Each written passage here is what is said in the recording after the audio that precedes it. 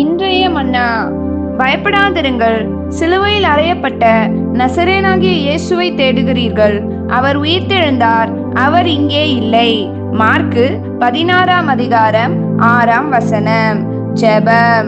மரித்து 3ஆம் நாள் உயிரோடு கூட எழுந்த எங்கள் தேவனாகிய கர்த்தாவே, ஸ்தோத்திரம்.